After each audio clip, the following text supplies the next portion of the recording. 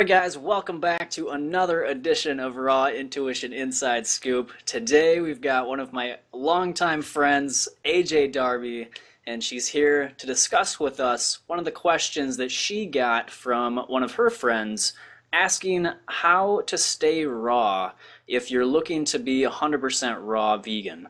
And so that is what we're going to talk about today.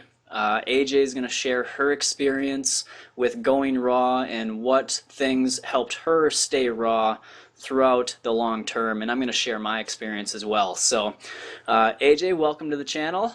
Very happy to have you. Am I allowed to call you Maddie on this interview?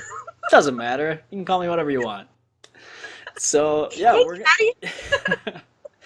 going to talk about staying raw.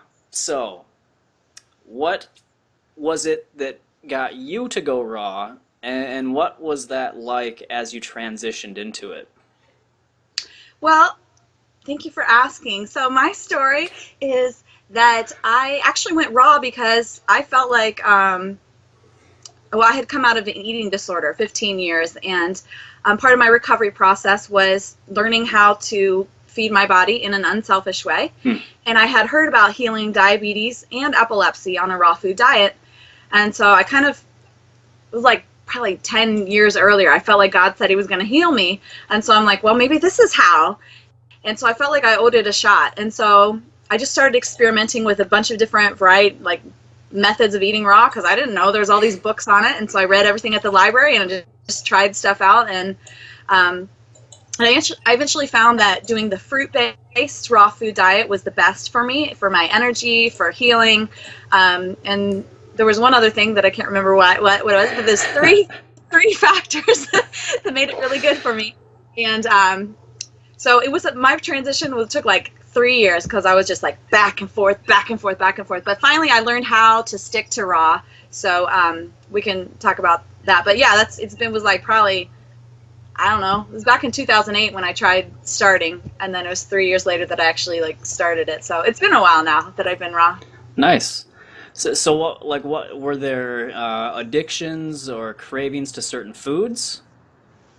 Yeah, I mean, well, first of all, I don't know how many of you guys know, but food is designed to be addictive. Like, if you read on certain packages, it says you can't eat just one, and that's how it's designed. Like, I have a friend who is a food chemist, and that's what he works on, is designing things so that it will be addictive. Wow. So he actually designs the food that I used to binge on. Isn't that interesting? Nice. Yeah. So there were those certain things. I mean, basically, I found that once you stop eating certain processed foods, the calling for them stops. I mean, it takes a minute. It takes a little bit, and we have our taste buds reset after, I don't know if it's 7 days or something, but during that first initial time period, that's hard, right? But I just had to, make a commitment and stick with it through that. So 7 days or however long it took to turn things over, like fasting helped, or green smoothies, or things that satisfied my cravings, and then it made it easier to get off of those and not think about it. But that was one thing, but there was also I was deficient in a lot of things, and so deficiencies cause cravings. And so I would notice with certain, one of the things that I would think about all the time was cheeseburgers. And so guy kind of showed me, well, hey, you know what? It's the sodium. They're full of sodium. And so I started replacing that with tomatoes, and then heirloom tomatoes especially. Ooh. And then I would just eat so many heirloom tomatoes, and I would dream about salad bars and to get this need met. And eventually I was eating so much salad and so many tomatoes, and I was still kind of craving that. And finally I started using juiced barley grass powder, and I was like, wow, bam, that's it. I don't crave anymore. So I just cut way down on all the stuff I was eating to try and fix that deficiency. So fixing deficiencies was huge, and then also getting enough calories. So but that was the main thing for me, was sodium. Okay. And sweets. Yeah. I used to crave sweets a lot. I was a sweet eater. Oh yeah. So enough calories took care of that. Dates. And dates was pretty big for me, getting enough calories. Cool. So yeah, it sounds like getting away from the foods that were addictive from more of like a synthetic standpoint, and replacing it with high nutrient density foods and caloric dense foods. Is that kind of what I'm hearing? That's very well said, Maddie. Perfect. Good job. Thank you. Way to summarize it down. Right. So, okay, yeah, and I was kind of the same way. So when I started, I actually it wasn't my goal to become raw, really. It was, I was just trying to eat more fruits and vegetables, and as time went on, like I started out with breakfast. And so I was making sure that I was having like a fruit breakfast, and I did that for a little while. And once I was comfortable only eating fruit for breakfast, then I was like, oh, I'll just have a salad for lunch. And so I went fruit for breakfast, salad for lunch, did that for a while. And after I was comfortable with that, then I was like, geez, I'm almost like completely raw. So I was like, I'll just try having might as well. Yeah, it was like raw dinners. So I started having a salad for dinner too. Or some fruit, or a combination of both. And, I worked on that for a while too. And yeah, all of a sudden I was pretty much 100% raw. And it was, for me, I think it was easier for me to stick with it long term because I transitioned, slowly and comfortably. That works for some people. Other people can just go 100% overnight, and, they're magical that way, but I don't know if I would have been able to do that. So I'm glad that I did it the way I did it, and it seems to work for other people to do it that way too. So I got something to say about that. Yeah. So my husband and I have two different personalities. So we have different personalities do it different ways. So we talk about this whole swimming pool thing. Like he's one of the people who kind of dips his foot in the pool and tests the water, and he can get a little bit more in and a little bit more in. Where I'm like, let's go, let's jump in, right? Cannonball, right? So that's how he is with everything, and that's how I am with everything. So when I was like, oh, I'm going to heal my body on raw foods, let's go at it. So I jumped in, but because I was, like I said, I was back and forth, I'd be like, I feel so good when I do this, and then I'd be like, oh, but I really want to binge on my cousin, because I was a lot of emotional eating, right? Yeah. So I'm like, I can't drug myself when I eat raw foods. It doesn't drug me. So I'm like, I need to go eat some junk food. So I'd go back on these binges, and I'm like, oh, I feel like crap. Now I see how good I felt on raw foods. So then I go back to it. But because I really wanted to be all out right away, and so it's kind of like more and more progress, toward my goal. But where my husband was more like you, where he did, he started with, well, let me do a smoothie every day. Let me eat, like, instead of just one orange for lunch, let me try eating 2 oranges, and so it's just very slowly built up, just adding a little bit more and a little bit more. And like you, he just got really solid on it, and then he became more solid than me because he was just slow and steady wins the race. Yeah. But I felt like for me, I was trying to like get the fruit in, so get enough calories from the fruit, and then also I had learned right away that you need to eat like the fruit for calories and nutrients and vitamins and stuff, but for the minerals that I needed to eat 1 pound of greens per day. So I was doing 1 pound of greens, or like cucumbers or zucchini, like those non-sweet fruits. Say cucumbers, tomatoes, red bell peppers, zucchini. Those were my main things, either that or the lettuce. And so I did either green smoothies or like different, like raw lasagna or raw zucchini pasta or whatever to get those in every day. But eventually I just found, like, when I started using the juiced barley grass powder, I was satisfied. I was getting the minerals that I was trying to get from the vegetables. So I just did like fruit and juiced barley grass powder a lot. And so nice. That was kind of how I started, I think. And we should mention that you are type 1 diabetic as well. And so that's, people are going to be like, wait a minute, she's eating a lot of fruit and she's got diabetes? Like, how does that work? Well, first of all, let me just say that God has shown me that he has already healed me, and I'm just walking it out till I get to that process. So I don't say that I am that anymore. Okay. But yeah, I am using an insulin pump. Okay. Until my pancreas starts producing insulin, I am using an insulin pump. Yeah. But yeah, that was why I started making YouTube videos. And so those of you who would have known me back then, it was as Tasha Lee, and I wrote a book called Healing Diabetes with Fruit, and there is still a hijacked version of that out there if you want to find it and read it. But I had an interview with Matt where we talked about it too. Yeah.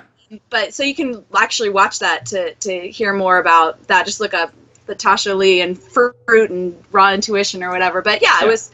I did have a lot of questions about eating fruit, and what I just found was that it was good to do, like, if I was gonna eat something like watermelon, which gets absorbed really quickly, well, eat like a romaine leaf or two beforehand, or just eat it really slowly, or take a walk, like get my blood sugar going down. Like, there were different tricks, and we talked about a lot on that video, so I'd suggest watching that. But yeah, I just learned how to do it, and it ended up being so much better because my insulin sensitivity was increased by getting the fat levels down, and just by getting minerals really helped, because chromium's big in sugar absorption, and just making sure that I was, eating nutrition, but also, a fruit diet is very cleansing, so I was getting a lot of the toxic stuff out that was causing health problems. Like, my diabetic retinopathy reversed on this, and I stopped having seizures on this. Like, I got off my epilepsy medication. Like, those are really huge things. There was a ton of things that healed.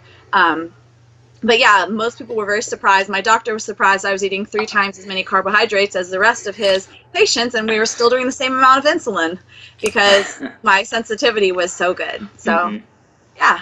What other things seemed to help you when you were struggling? Were there any certain, tricks or tips that you came to learn throughout this process?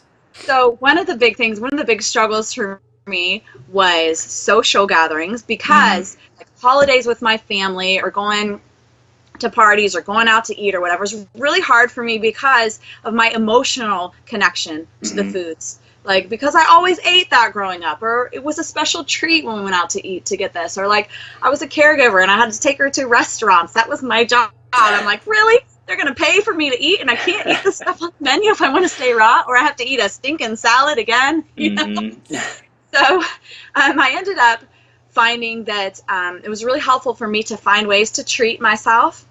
And so I would either make some, like, one of the things I love was Free Leaf Banana Girls strudel, banana apple date strudel, where it's like with thinly sliced bananas, apples, and then like a date sauce, and it's just layered.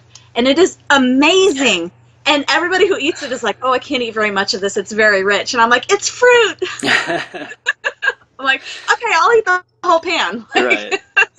But finding recipes, and like Fully Raw Christina and Megan Elizabeth, and, Matt has a bunch of recipes. I don't really know. Kat Green has recipes. I don't really know who has them these days. But there's so many recipes out there that you can find amazing things. A lot of times I would find a recipe that I really liked and just do a search, raw food or raw vegan version of this, and then look at a whole bunch of people's recipes and then come up with my own version that worked for me, or, anyway, so you can make really good things to treat yourself.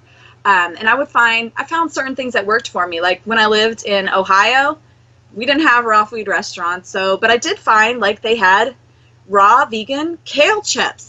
I know it's like a junk food, but for me, it was really helpful to just say, like, I'm staying raw, because at that time I didn't trust myself to eat cooked food because I was like, so like, I'll go off and eat all of it, So I just found certain things that worked for me. Like, this would be my special treat, and I still feel like I get a treat while you guys are eating your stuff. I'm eating this, or bring things that I really liked, and maybe before or after, or bring a whole bunch of something that I liked that other people could have, and usually they didn't really want very much of it because they were eating their crop foods. But and I also found it was really helpful for me to eat a lot before I went.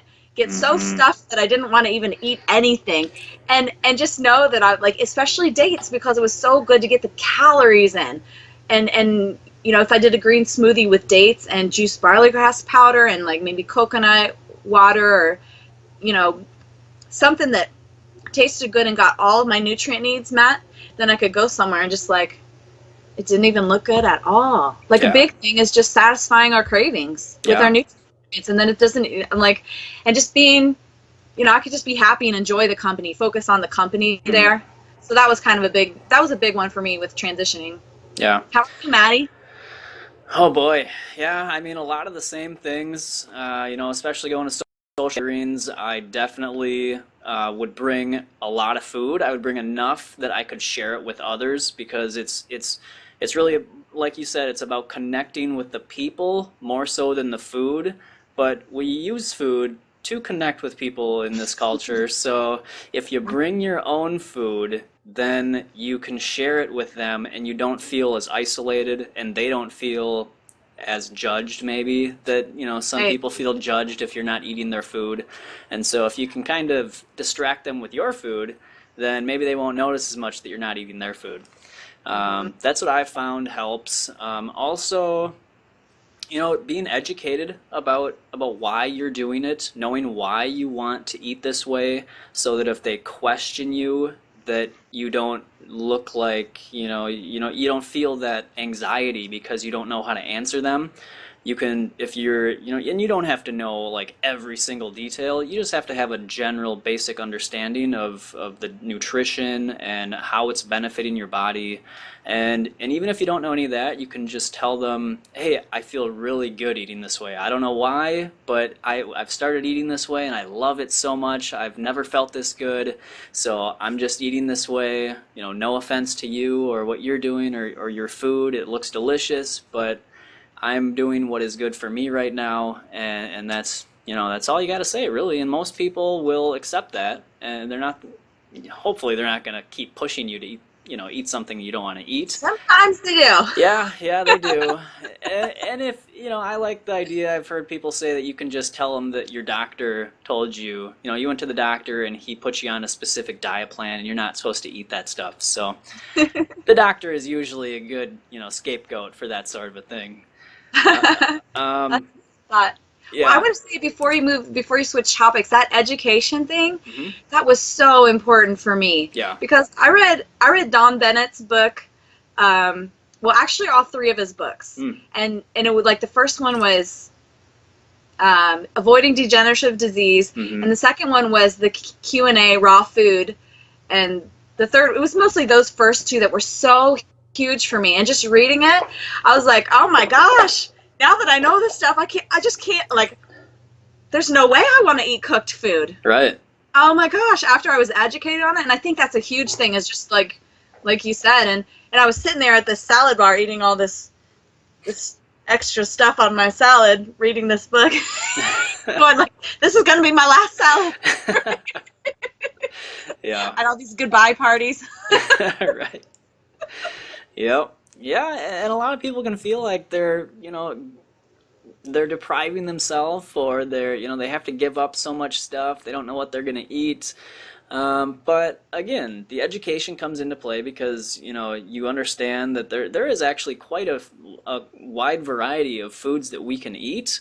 And if you learn the recipes like you were mentioning, if you get some good recipes that you can make staples in your diet, that you really enjoy and they satisfy you and they're nutrient dense, and there's so many out there like you mentioned, and that's huge because you want to have especially like 2 or 3 good recipes that you can fall back on if you're not too sure about what you can eat. If you can find just a couple things, you should be good, and then you can learn as you go. But again, you don't have to know it all right away.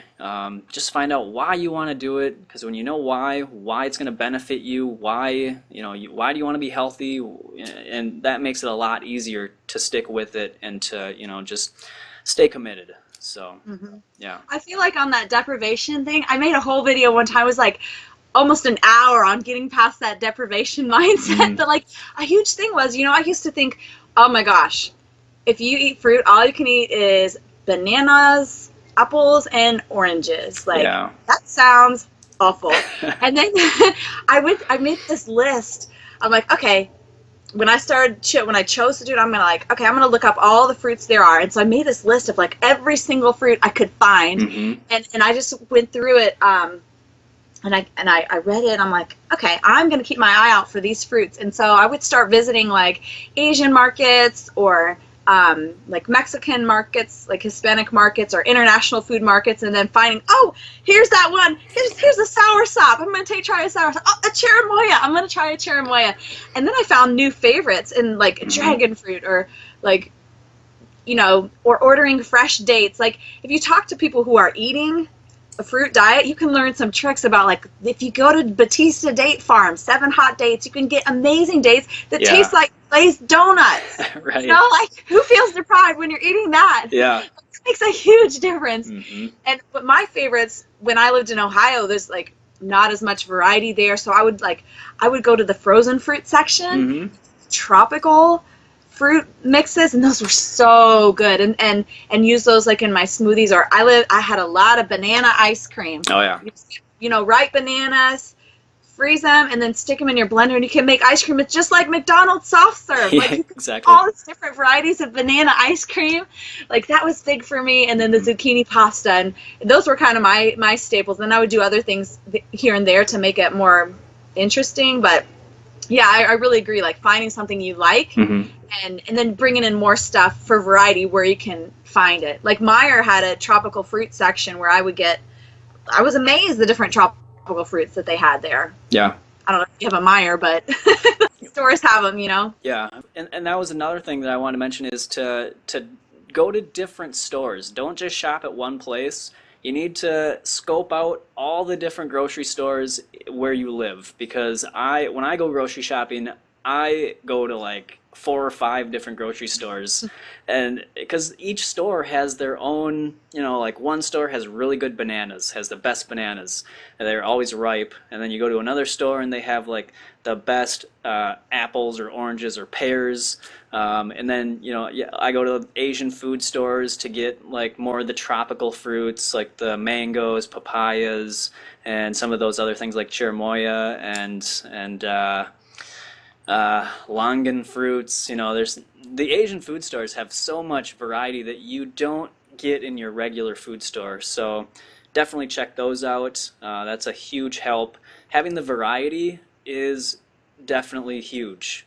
I was going to say there's a couple places that I learned about, like, oh, this is amazing. Our mango farmer ships Florida mangoes. If you've ever had a Florida mango, you'll be like, the stuff I get in the store is nothing. Like, so look up Tropical Acres Farms. They ship mangoes during mango season. They're amazing. And I live for mangoes in the summer. That's why we moved to Florida. That's why we stay in Florida, is those Florida mangoes. There's another place called, I think it's like Miami Fruit or something. Yeah. And they ship boxes of just a variety of fruits. Like I had some of their freeze-dried ackee, and it was like eating cheese. I'm like, this is awesome. Nice. Like, but they have a huge variety of stuff, and they ship, and it's a little expensive, but I know someone who would just get one, like maybe once a month for a treat, you know, for variety. And yeah, I do the same thing. I order my dates. I get like an 11-pound box of dates. You know, I order it like once a month or once every 2 months, and it lasts me for a long time. So, and like you were saying, like the dates, they taste like, you know, some of them taste like donuts. Like I can close my eyes, I can eat a date, and I can imagine it being a donut, and it tastes just like a donut. So there's people at work when I'm out at work, and they've always got the treats, you know, all the baked goods every single day, and they're like, "Are you sure you don't want one?" I'm like, "I got some dates right here. This tastes way better than your donut, and it's not gonna make me feel like crap afterwards, you know." So you eat the junk food, you get that limited window of pleasure, and then it's like after that it's just not as good. So if you eat fresh, whole, ripe, delicious fruits to replace those processed junk foods, you're not only going to get that, you know, that pleasure from the taste of the food, but you're also going to get how you feel down the road. So long-term health and, you know, feeling good, as opposed to short-term sensory pleasure and then a road of who knows what, just pain. Instant gratification. Yes, exactly. That's what most people are about. So yeah, I found, like, when I started going places, and I would start to see the sweets that I used to binge on, and I'm like, you know, honestly, I could eat it and it would taste good. It would still taste good. It's not that it doesn't taste good. Yeah. But I know, like, I just started to associate, like, I feel really sick when I eat that. But when I eat the fruit, I feel amazing. Yeah. Like, it's like, it can taste amazing and feel amazing too. Mm-hmm. Like, who wouldn't want that? Right. And the other big thing is it hydrates you. Maybe not dates, but when you're eating juicy fruit, it hydrates you. And I personally, if I were to eat cooked food, it makes me thirsty, like right away. Like right when I'm done eating cooked food, if I were to eat it, I get thirsty. And it's strange kind of when you haven't felt that thirst. If you haven't had cooked food for a while and then you eat some cooked food and you're like, wow, I'm really thirsty, and you haven't felt that for so long. You realize how dehydrated most people are. And when you're dehydrated, that affects all the different functions of your body, including your mindset, including, just your connection with God or with nature or with yourself, So having that connection is, key to long-term success. And you do that by keeping a hydrated body full of nutrients and all those, beneficial enzymes and all that stuff. So keeping your body hydrated is huge, and that's something I always try to get across to people, is the hydration aspect. So yeah, I noticed I was traveling recently, and I was trying to help my friend go start eating a plant-based diet, to heal diabetes. Mm-hmm. And so because it was a lot of fruit for him at first, I was like, well, there's other things you can do, and I was showing him some of the cooked stuff that you could eat, and I just felt like, I just felt led to eat the meal too, and I was, after that, I'm like, oh my gosh, my digestion, like I couldn't sleep that night because my body was trying to digest it, and then like my brain, I can't think. I'm usually so clear and vivid, and there's like all these things where I'm like, wow, I forgot about that. And I'm like, please, all I want to eat is raw now. At first I didn't want to, but now like it's all I want to eat. Yeah. I do have another tip, Maddie, that was really huge for me. Yeah. If I'm allowed. Of course. Okay. This was actually what made the difference for me, because I had, after my 3 initial horrible years of transitioning, I did 2 years of pretty close to almost always raw, but there was like, I couldn't quite always get it. And I'm like, how do these people stay on it completely? And so somebody was like, accountability. So I'm like, all right. And that was actually why I started making videos and blogging, so that I could hold myself accountable and people would be watching me and stuff. But it wasn't quite enough making the videos. And so what finally worked for me was I made a Facebook group where every day I said, this is my plan for tomorrow. And I thought through my day. And I'm like, okay, well, how am I going to make this work tomorrow? And because really, somebody told me a long time ago, if you fail to plan, you plan to fail, basically. Because we can find a way to do whatever we commit to. So, like, basically, we make a choice. Yeah. Am I going to commit to it or am I not? And so once I got educated, and I was like, there's no reason I want to eat cooked. Like, it's not helpful in any way. So after I made that choice, like, I'm going to stay raw. So I had to make a plan each day. This is how I'm going to do it. Considering I'm going to be a caregiver tomorrow, I'm going to the social gathering, I'm going to travel with my family, and just thinking through, how can I make this work? And just writing out my plan. And then the next day, I would report how I did. Just like, so this is what I ended up doing. And honestly, there was like not really, I don't even know if anybody was reading it. Maybe a few other people were in there, but it was just good for me to know that somebody could possibly read it. Yeah. And to know that I had to check in. And this might seem legalistic for some people, but for me, it's what made the difference. And so I did for like, I think 2 years. Like, just because, oh my gosh, this is so helpful, and I enjoyed doing it, and I liked writing it. Hey, here's how I succeeded today. It was like celebrating victories. I feel like celebrating victories is huge. Like, it was a little victory. Hey, I made it through going to the amusement park today, you know. I made it through the social gathering, and like just sharing, and then I had people celebrating with me and being able to encourage them and just journey together. And that was what did it for me, was accountability. Yeah, it's so huge. I know that is a big thing that people struggle with is, again, they're feeling alone and they don't have community, and again, the accountability part. So yeah, the Facebook groups, that's another great tip, is join a Facebook group. Find some raw food Facebook groups. There's plenty of them out there. and get to know the people there and share your experience and hear other people's experiences, and then that you can help each other stay raw, and so that's huge. Or make your own. I mean, I made my own because I'm like, everybody's got different rules in their groups, and like, I do it my way. So, hey, if you want to do it your way, make your own. It's so easy to make a group. Just invite the people you want in there, or like, you can even keep it as small as you want. Maybe it's just like you and another person or whatever. Like, you post your pictures, and it was really, really helpful. Well, I want to mention calories. Okay, yeah, it's a great point. So, one of the things that I have some people that would struggle with staying raw, and I would kept on seeing this. Like, and Don Bennett talks about our calorie needs. Like, depending on how active we are, we may need more or less calories. And for me, I was trying to heal, so I was actually pretty sedentary because I was extremely sick. Yeah. And so I was not moving a lot. I wasn't able to move a lot. So my calorie needs were lower, and I ended up having to do more supplements than people who are more active. Because if you're very active, you can eat more calories without gaining weight, and with this higher calories, you're getting the amino acids, the essential fatty acids. You're getting the fats, the proteins, the carbohydrates, a little bit in all the different fruits. And so if you're eating high amounts of calories, you're getting it taken care of. Yeah. A lot of times, a lot of times athletes, that's all that they eat.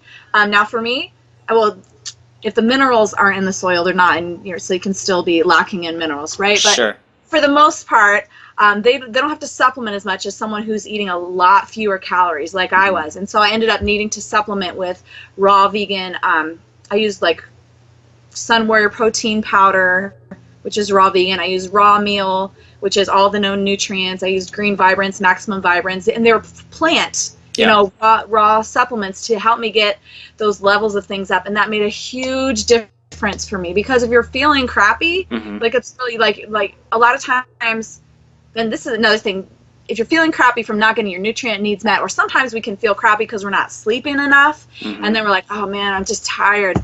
Let me eat something to get some energy. It's like fake energy, right? Yeah. So those were really big for me, was sleeping enough. But okay, so back to the exercise thing. I found that when I would start to try, like, let me try and train for a Ironman triathlon, because I was just always wanting to do it. I want to do it. So I get on this training program and I start doing stuff, and I found that when I did these hard training programs, I needed like 4 extra hours of sleep. I'm like, wow. And who's going to really get 4 extra hours of sleep? People don't do that, right? No. Because my body had to recover from that. Yeah. So I would end up getting these cycles. I would get more and more tired, more and more eating food just to get through. But I was also sort of depleting. I was depleting. And I had people in my group who would exercise crazy amounts, and then they would be like, I'm like, I'm craving. I'm like, well, how about minerals? Maybe you're sweating out a bunch of minerals, right? Or I found that for me, when I wanted to heal and be healthy, it was best for me to just be moderate, like use a rebounder, go for spirited walks, do resistance training, like, push-ups, planks, I did a rebounder challenge with my buddy Matt. Yes. That was a good challenge. Just be like moderate about stuff and not crazy wild, like I'm going to try and exercise really hard to burn off calories, because that ended up backfiring. Like, just taking care of my body and eating till I was satisfied, getting the minerals net, getting enough, calories, and just not knocking the legs out from under me by trying to exercise, over-exercise to lose weight. That was actually really a big deal for me, being able to be successful. Yeah. Yeah, and I understand it's like controversial for some people, because some people like exercise like crazy, but for me, I saw that as a way that it was causing people to not succeed. Yeah. Yeah, you can definitely overdo it. And I think being balanced in your whole lifestyle, and that's why I was glad you mentioned sleep, exercise, getting outdoors, in nature, self-love, if you have a worship practice, exactly. So, having, not just focusing 100% on the food, making sure you're having a balanced lifestyle and you're complementing your food with other healthy lifestyle habits.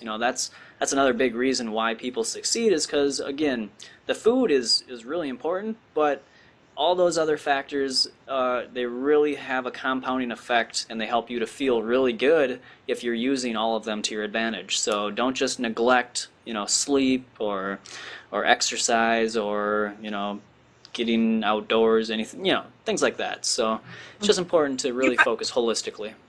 You brought up that the spiritual thing. I did find that was big for me, because emotional eating was a huge reason I went back to eating cooked food.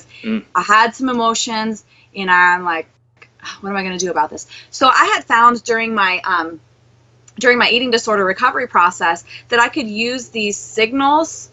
Like, I'm standing in front of the refrigerator, staring into the refrigerator. Like, I'm staring into the food cabinet. Right. Staring at the food right now. What can I eat? But it wasn't really about being hungry. It was about that.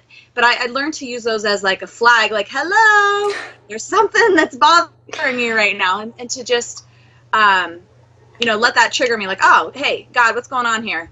And to do like spiritual work on it, and to be able to actually release those feelings and deal with it, so that I can be like, oh, you know what, really, I don't actually feel like eating right now. I was just trying to drug myself, right? And so finding ways to work through addictions and spiritually heal, so that I'm not using food as a drug. And that's also a huge reason why I saw, a lot of people would heal their diabetes, and then they unfortunately would end up like going back to these habits. Because why did we get it in the first place? Probably because we were drugging ourselves. We're using food as a drug. Right. And so learning a spiritual way of dealing with stuff, instead of a way that backfires and kicks us in the bum, is really really helpful in succeeding. Yes. Yeah, completely agree. Where do we go? I'm good. Yeah. I feel like we've covered it pretty well. Yeah, that was quite a bit. I think we just solved that person's problem. They're 100% raw now. I think so. And if you need more help, you can always watch. There's so many YouTubers who share tips and tools, and just like watching people, learning from people who are successful. Yeah. And who are all in. I mean, that was so. There's so many people now that we can learn from, and learn from the winners. I always say, like, stick with the winners. Learn from people who have a good attitude about it and are positive, and make it fun. Like, I love Megan Elizabeth's book was called "It's Easy to Be Raw" or something like that. And her mind is like, you guys, we can do this. Like, and fully raw Christina is just really positive. And just people who would encourage you, and because a lot of times if we're trying to go raw, and there's like backlash from people around us who don't get why it's important to us. Like, it's important to find people who will support us, and that's why the accountability, the Facebook groups, and watching people who can sort of input encouragement through the videos or whatever. Yes, is like really helpful. So you can watch Matt's videos and watch my videos, and get encouragement and get uplifting spiritual vibes to help be encouraged about choosing healthy ways to take care of our body, like, and to be the best that we can be. I mean, that's why I do it, is because I want to be the best that I can be. Yeah, and that is something, I'm glad you said that as well, because surrounding yourself with positive people, that, surround yourself with a supportive community, because if you have people that are telling you what you're doing is wrong, or, just giving you negative vibes, it can make it a lot more difficult to succeed. So find people that are supportive of you, that love you, that, are gonna, encourage you, and that should, again, make a huge, huge difference. One thing, like, Matt does, like, classes. If you look in your area, sometimes Nutrition Smart or something, they'll have classes. And if you show up at the classes, or you look on meetup.com and find a raw food group or a vegan group, and just show up, and you can meet people in your local area who can be more in tune with what you're trying to do and be more supportive. And a lot of times, like, in the real world, like, maybe people are not supportive of it, and they'll be like, why aren't you eating a cheeseburger with us? But if you go to these groups, they're used to people being different. They're used to being called different. And so they're so supportive. Like I would go to a raw food group in my area and they didn't get me eating fruit. It was like very, high fat raw and like high vegetable, high fat. And they were afraid of fruit. So they didn't get they're like, why are you eating all that fruit? So they didn't quite get it, but they were like, hey, we're used to people looking at us like, why are you doing that? And so they accepted me and they loved me and supported me. And so I just feel like that's something that you can find from these meetup groups or, if you want someone locally or go to Matt's class, Yeah, definitely. Or work with a coach, like Matt coaches people, and just depending on what works. I mean, if you want one-on-one or if you want a group or whatever, there's a lot of options. Yeah, there is. All right, cool. So hope that answered the question of the person that was curious about how to stay raw. But if you guys have any additional questions, of course, feel free to leave them in the comment box below. Check out AJ's channel, and she's got a lot of inspiring videos as well. So again, find some inspiring people, find some community, get some education, and you're well on your way to eating as much of a raw food diet as you want. So hope that was helpful, guys. Always, go on. I have a question. Yes. A comment. So for those of you who are watching this on my channel, Matt, what's the name of your channel? My channel is Raw Intuition. Okay, and for those of you watching it on Matt's channel, I'm AJ Darby, and my channel is called Eyes on Jesus. Perfect. Okay, so we got that covered. Yes. So be sure to go subscribe to AJ's channel. And if you're on AJ's channel, be sure to come and subscribe to my channel. If you like what you're seeing here. Yeah. Yes. So Matt's a cool guy. We were talking about people who were supportive. That was what Matt was for me. He was a huge buddy for me during the worst of times. And so find somebody who's like good. And you know what? He did a challenge. That's how we met. He did a sleep challenge. Yeah. And I was like, you know what? I'm going to support this dude. I could use some more sleep. So I joined his challenge, and I found out he was an amazing guy. And so, even if we're just reaching out to serve someone, we can meet great friends and, just randomly meet somebody that ends up being really important to us. And I would say randomly, but I think probably, God arranged for me to meet Maddie and be friends, Yeah. And I feel like God will provide the people that we need to help us in our journeys to get to being all we were created to be. Yes, I agree. So guys, we'll see you in the next video, and always follow your raw intuition. Ciao.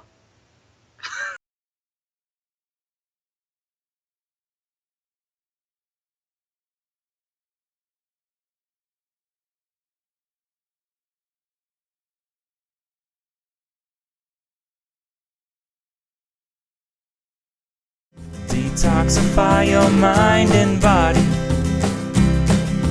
Be the change you want to see.